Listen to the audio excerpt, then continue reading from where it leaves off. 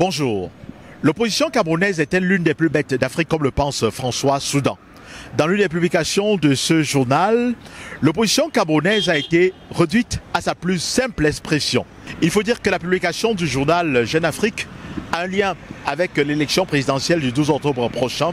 Une élection qui suscite beaucoup d'interrogations, surtout du côté de l'opposition qui a toujours du mal à coaliser.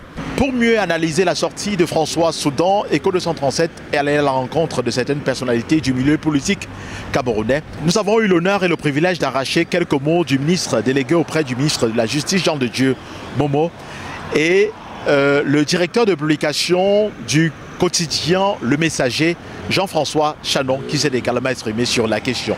Mesdames, Messieurs, nous vous invitons à écouter ces deux personnalités. Non, je ne pense pas que l'opposition camerounaise soit la plus nulle de l'Afrique ou du monde. En tout cas, je m'inscris en faux contre une telle interprétation de François Soudan. L'opposition camerounaise travaille avec ce qu'elle a. Elle a en face d'elle une administration publique. Elle a en face d'elle un adversaire de taille qui s'est forgé pendant des années.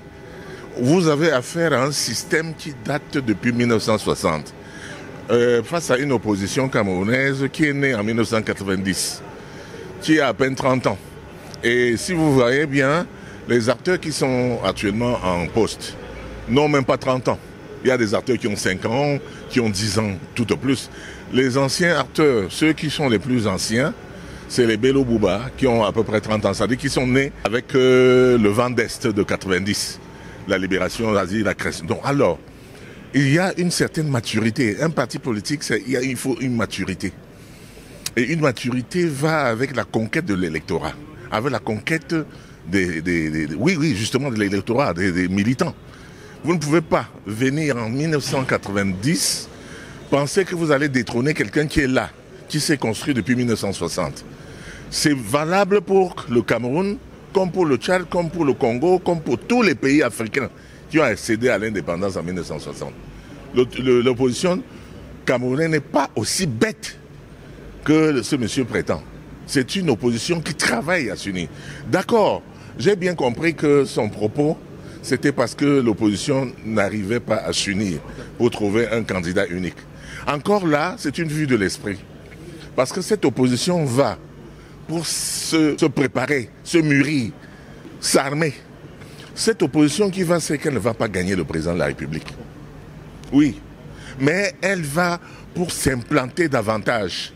Parce que ce n'est pas maintenant que l'opposition va gagner le président de la République. Qu'est-ce qui fait problème au sein de cette opposition? Non, le problème c'est que cette opposition veut s'implanter.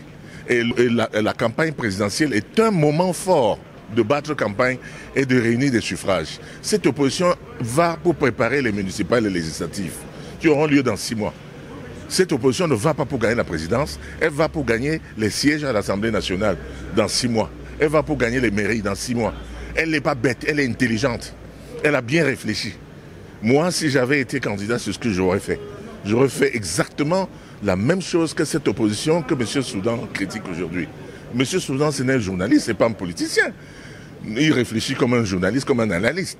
Mais nous, les politiciens, nous réfléchissons en termes, n'est-ce pas, de gain politique. Qu'est-ce que nous allons gagner?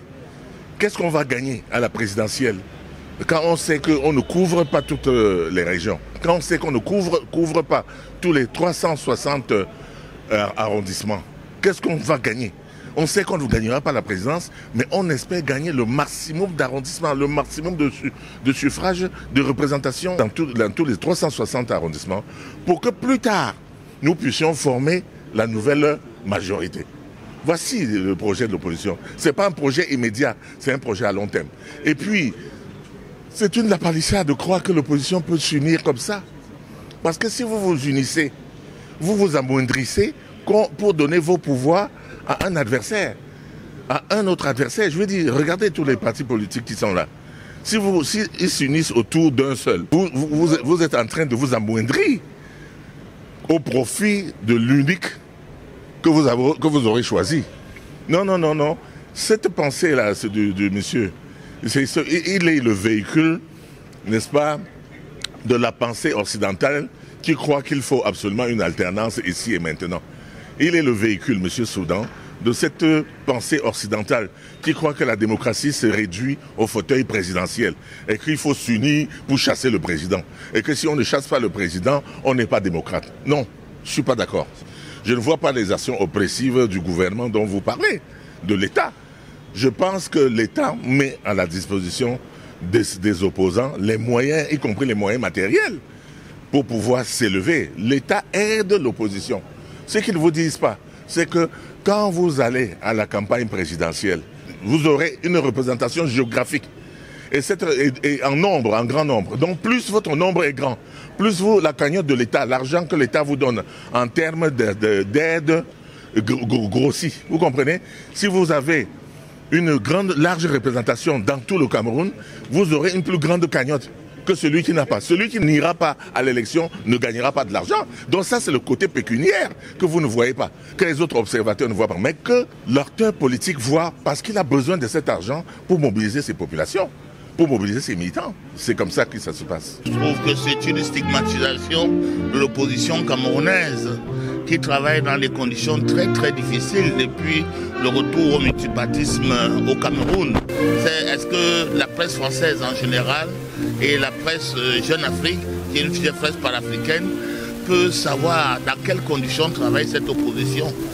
Je prends le cas par exemple de Ni John Fundi depuis 1992 où il a gagné la victoire face au président Biya, et tous les problèmes que Jeune Afrique a toujours mis sur le dos à savoir stigmatiser le chef de l'opposition de cette époque, cela revient encore aujourd'hui. Avec Maurice Kamto, on a vu les conditions dans lesquelles Maurice Kamto a été traité et expulsé du processus. Ne tient pas compte de tous ces écueils, non, à tous les moyens, c'est-à-dire à sa place, c'est-à-dire l'équipe gouvernementale, l'équipe de commandement, les forces de maintien de l'ordre et tout cela pour empêcher très souvent les opposants à pouvoir non seulement s'exprimer, mais aussi de pouvoir travailler sur le terrain. On a récemment vu juste une traversée de la ville de ministre d'État Bolo Bouba, le président de l'UNDP, qui a connu des embrouilles à Meganga et même aussi à Ngaoundéré, etc. Parce qu'il y a des entraves pour que cette opposition puisse s'exprimer. Elle est peut-être nulle dans le sens où ça ne convient pas à Jeune Afrique.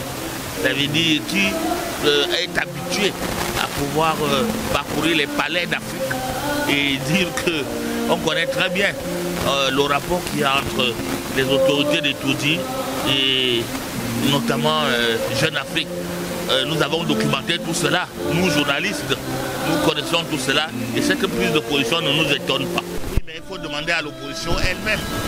Elle a quitté ses tard, en ce sens que la plupart des leaders croient qu'ils sont les meilleurs, chacun croit qu'il est le meilleur.